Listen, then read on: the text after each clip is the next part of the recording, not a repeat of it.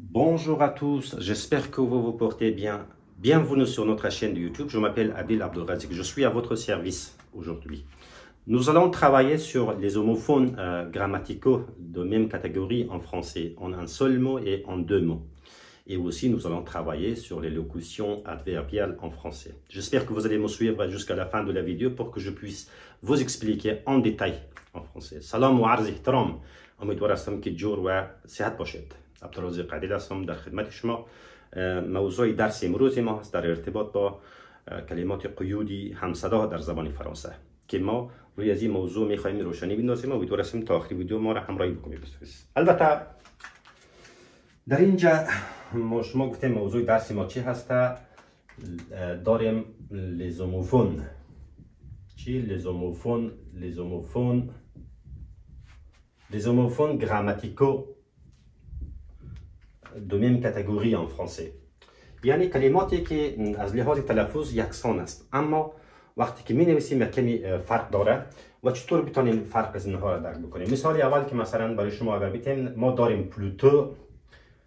پلوتو در یک کلمه داریم و پلوتو داریم در دو کلمه. البته در دو کلمه وقتی که ما میگیم یک حرف چی داریم اینجا، حرف اس اضافه داریم، در پلوتو نداریم اس در اینجا و اینها در وقتی که ما تلفظ میکنیم در حقیقت کدام فرق را نمیبینیم اما در نوشتاری یک کمی فرق داره. شما توجه بکنین پلوتویی که در دو کلمه هست، یک کلمه دو کلمه معنای چی میده؟ معنای وقتتر معنا میده یا میتونیم برایشان بگیم زودتر. که مثال ها را برای شما ذکر میکنم. امیدوار هستم تا آخر ویدیو ما را همراهی بکنید. پلوتویی که در یک جمله هست معنای متعدد داره. مثلا میتونیم که پلوتو را ترجیحاً ترجمه کنیم. زمانی که ما بخوایم که یک اسم را نسبت به اسم دیگه ترجیح بدیم، در اون صورت ما از پلوتوی از یک کلمه استفاده میکنیم. مثلا مثال برای شما میتیم، مثلا میگیم که پرونی سعی کنیم، پرونی پلوتو سعی کنیم از یک چیز استفاده میکنیم. پرونی پلوتو cette direction. Cette direction, vous allez y arriver.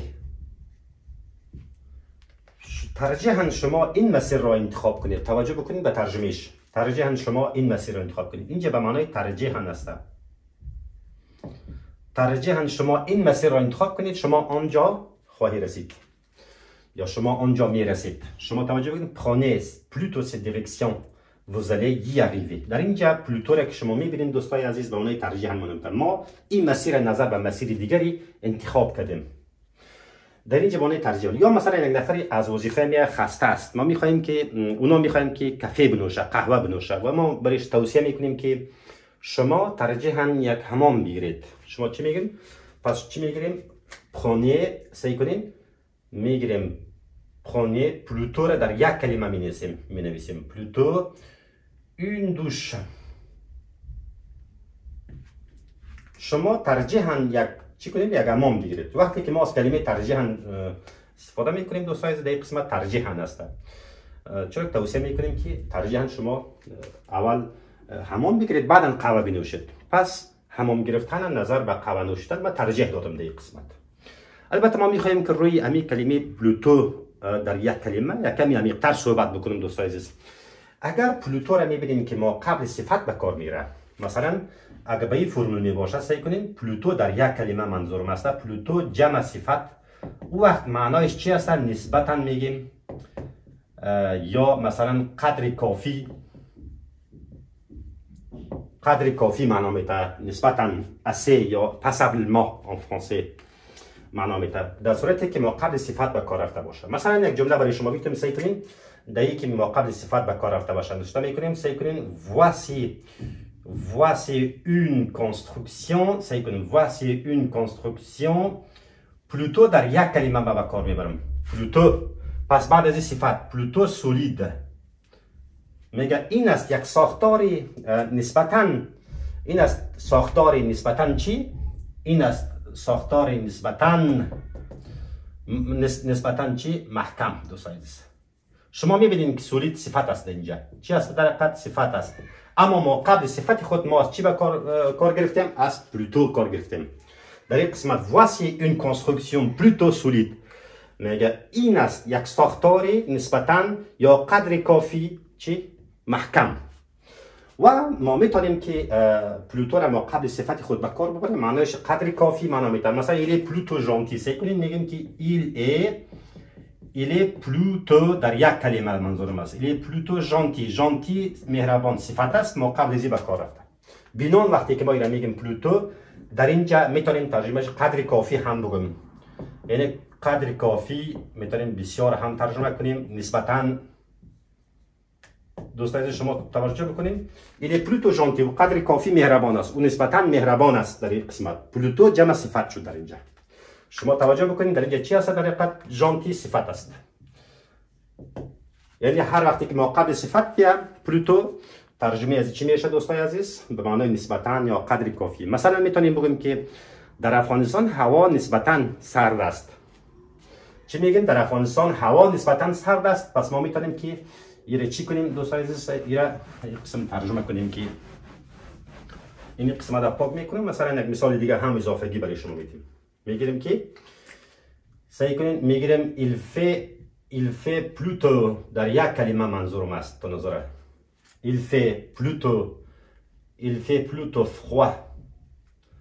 froid en Afghanistan.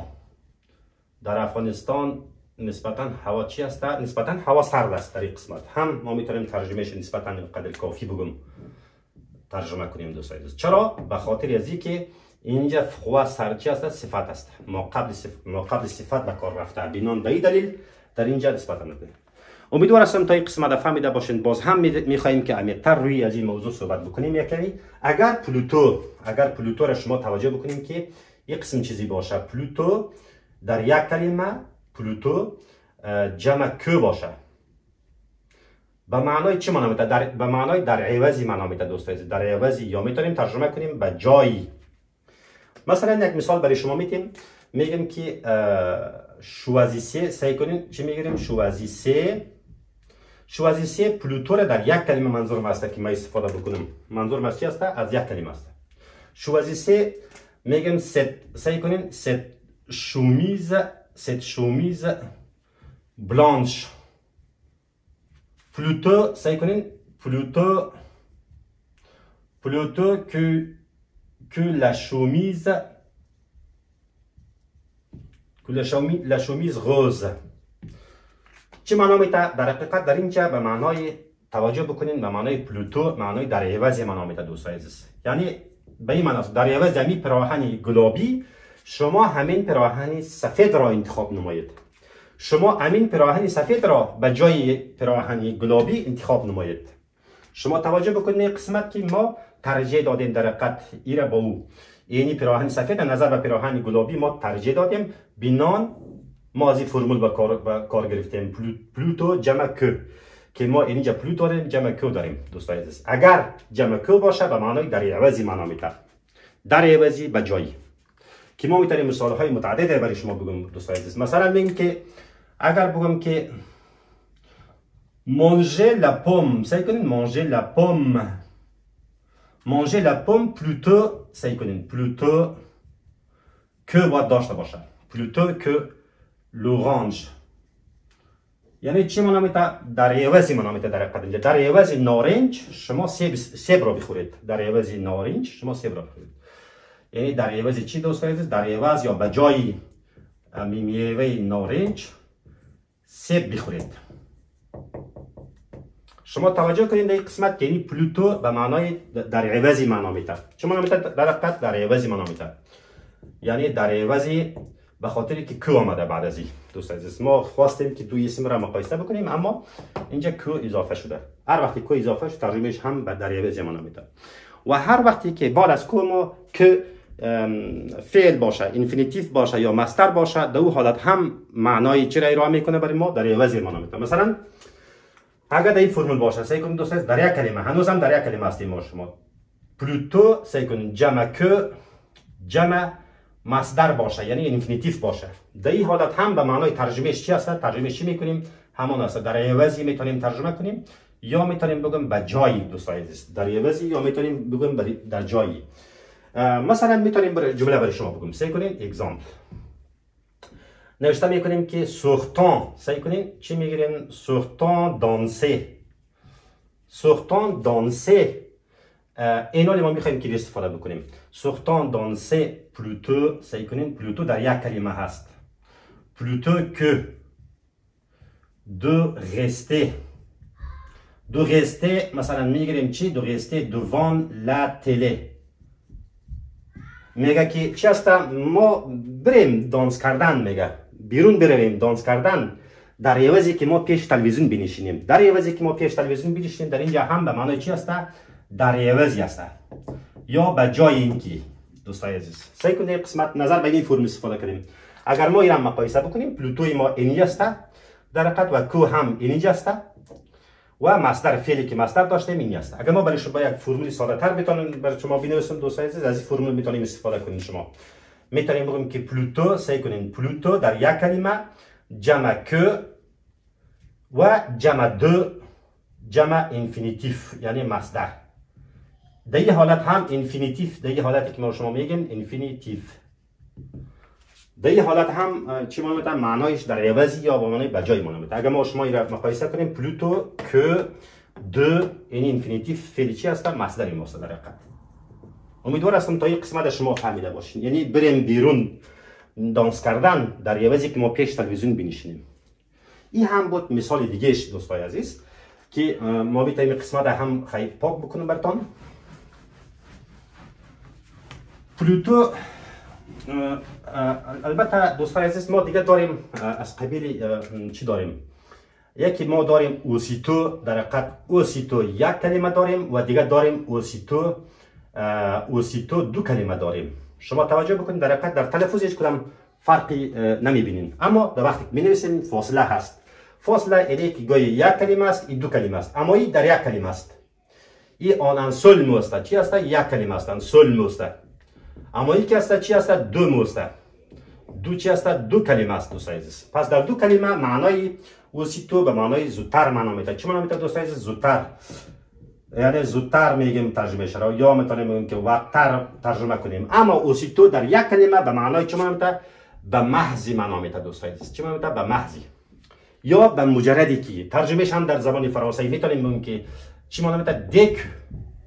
دکو هم به معنای به محضی که معنا میده. مثلا ما میتونیم بگیم که سعی کنیم il arrive، سعی مثال میتیم il arrive او میایه، il arrive aussi در یک کلمه منظور است. aussitôt il arrive aussitôt que je l'appelle، سعی کنیم il arrive aussitôt que je l'appelle.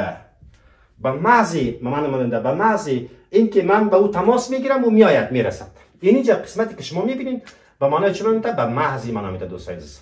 به مجردی که یا دکو il arrive dès que je l'appelle یا il arrive aussitôt que je l'appelle، یعنی او میرسد به محضی که من به او تماس میگیرم. یا به عباره دیگری میتونیم این را رامپلاسه کنیم به چی؟ برای کلمه میتونیم رامپلاسه کنیم دکو. مثلا میگیم سعی کنیم il arrive dès que، سعی کنیم dès que je l'appelle، dès que je l'appelle دوستان. یعنی او میرسد به محضی که من به او تماس میگیرم، به مجردی که به او تماس میگیرم او میرسد. در حقیقت معنای دیک و اوسیتو در یک کلمه یک معنا است، اما اوسیتو در دو کلمه هست در حقیقت زودتر معنا میده. میتونیم بگیم در جمله سعی کنیم بگیم که ونه، سعی کنیم ونه اوسیتو در دو کلمه، سعی کنیم ونه اوسیتو à la gare، سعی کنیم ونه اوسیتو à la gare demain. یعنی چه معنا میده؟ شما در قطار ترین زودتر بیایید فردا. به معنای چه میده؟ زودتر معنا میده. اوسیتو در اینجا به معنای زودتر معنا میده دوستان عزیز. چی هست؟ زودتر. معنای دو کلمه زودتر است، اما معنای یک کلمه به معنای به محضی که معنا میده دوستان. و همچنان هم داریم مثالی چی را؟ مثالی مثلا ما داریم بیانتو یک کلمه و بیانتو یک کلمه، دو کلمه دوستان عزیز. شما توجه بکنید مثلا داریم اینجا یکی داریم مثلا بیانتو یک کلمه و دیگه داریم بیانتو دو کلمه. اینی را کمی فاصله نوشته میکنم دوستای عرض معذرت، دو کلمه. یعنی شما در اینجا توجه بکنید اینی که است دو کلمه است با معنای وقتتر معنا میده دوستای عزیز. سعی کنین وقتتر معنا میده، اما بیانتو که است به زودی معنا میده. فرقش هم در اینجا برای شما می نویسیم به زودی یا میتونیم بگم که عن قریب معنا میده. مثلا il arrive aussitôt c'est que il arrive bientôt باشین il arrive c'est que il arrive bientôt در یک کلمه من نوشتم او به زودی میرسد. چی معنی میده؟ یعنی او به زودی میرسد. il arrive bientôt. اما bientôt یک اینجا است. مثلا سعی کنین یا مثلا مثال دیگه برای مثال دیگه یک کلمه بیتم میگم که les États-Unis va attaquer مثلا میگم les États-Unis va attaquer l'Iran bientôt. از این کلمه استفاده میکنیم. ایالات متحده آمریکا به زودی در ایران حمله میکند. یا مثلا در دو کلمه که باشه طبق معمول شما ساعت 4 بجه از خواب میخیزید، اما یک نفر میاد شما را ساعت 3 بجه از خواب میخیزونه، یک ساعت قبل از مدتی تعیین شده. در این حالت میگیم چی میگیم؟ ایله سعی کنیم مثال سعی کنیم ایله میگیم که bientôt سعی کنیم ایله bientôt از دو کلمه استفاده میکنیم. bien یک کلمه تو دو کلمه. ایله bientôt pour me réveiller سعی کنیم pour me réveiller. در اینجا شما توجه بکنید اینا وقتتر است که من از خواب بخیزونیم. این چه میگه؟ به معنی وقتتر است. چه قسم وقتتر است؟ به این معنی میده که ساعت 3 بجه شما از خواب خیزانده. معمولا همیشه ساعت 4 بجه شما از خواب میخیزین. پس در این حالت شما میگی il est bientôt pour me réveiller. از وقت پیشتر است، یعنی وقتتر است که من از خواب بخیزونیم. این هم فرق بین دو کلمه bientôt و یک کلمه بود. و که ما و شما هم داریم دوستان عزیز همین قسم سیتو داریم. همین قسم چی داریم ما شما دوستان عزیز؟ ما داریم یکی سیتو یک کلمه داریم و سیتو دو کلمه داریم. سیتو یک کلمه به معنای دیکو معنا میده. یم به معنای چی معنا میده؟ دیکو یعنی به محضی معنا میده دوستان عزیز. سیتو یعنی خیلی زود معنا میده. چی معنا میده؟ سیتو به معنای خیلی زود معنا میده. این سیتو با دو کلمه است. این دو کلمه است، یک کلمه است. یک کلمه به معنای به محضی معنا میده. سیتو مثال برای شما ارائه بکنم دوستان عزیز. سعی کنید سیتو qu'il le vit sitôt qu'il le vit il s'enfuit. به محض دیدن او فرار میکند. به محض دیدن او چی میکند؟ به محض دیدن او میتونیم به محضی که او را ببیند، به محضی که او را دید مثلا میگیم که فرار میکند. یا به محض دیدن او میتونیم بگیم ترجمهش به محض دیدن او فرار میکند. در اینجا شما توجه بکنین اینجا به معنای به محضی معنا میده. چه معنا میده؟ به محضی معنا میده. اینی که است شما توجه بکنین دوستان عزیز فعلی از دیدن است که پس سامپل دیدن میشه که ما از او معمولا بود در کتابا به کار میره به او خاطر. و اینی سیتویی که ما در اینجا گفتیم در حقیقت il n'est pas sitôt que tu le dis. اینجا با قلم دیگه نوشته کنم il n'est pas sitôt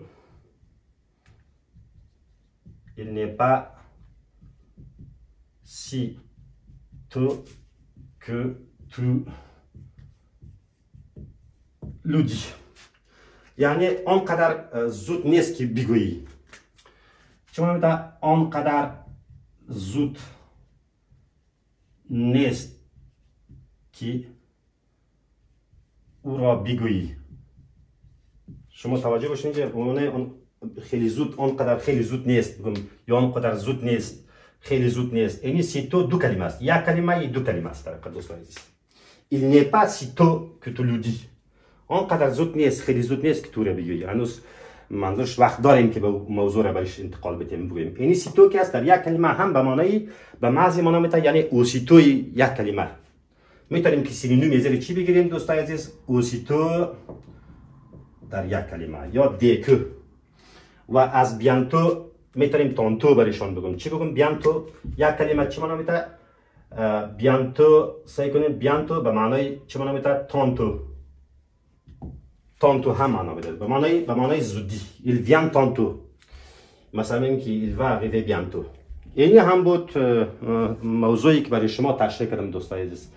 یا مثلا پلوتویی که من برای شما گفتم در دو کلمه جو پرفر ونیر. مثلا میگیم که سعی کنید دوستان عزیز قسمت را پاک میکنیم. مثال آخری براتون میگیم که واضح تر شد. پلوتوی دو کلمه مثلا میگم که سعی کنین je préfère venir سعی کنین venir plus tôt. Je préfère venir plus tôt le matin que la soirée مثلا میگیریم. من ترجیح میدیم که وقتتر از طرف صبح وقتتر بیایم نظر به یکی از طرف شب بیایم منظورش است. یعنی در اینجا قسمت شما ببینید وقتتر معنا میده در حقیقت پلوتو در اینجا پلوتو به معنای وقتتر یک کلمه دو کلمه در دو کلمه به معنای وقتتر معنا میده دوستان عزیز. مثلا je vais venir سعی کنیم میگیم که سعی کنیم je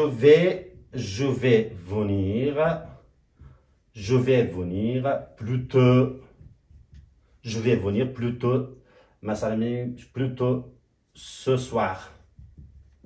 من امشب وقتتر میایم. شما توجه بکنید من امشب وقتتر یک کلمه دو کلمه در دو کلمه به معنای وقتتر معنا میده و در یک کلمه هم برای شما مترجم کردم که معنای مختلفی داشته باشه. امیدوارم هستم تا یک قسمتی درس شما فهمیده باشین. دوستانی که سوال داره میتونن در کامنت بنویسن دوستان عزیز و چینل ما را لطفا سابسکرایب کنید و السلام علیکم و رحمت الله و برکاته.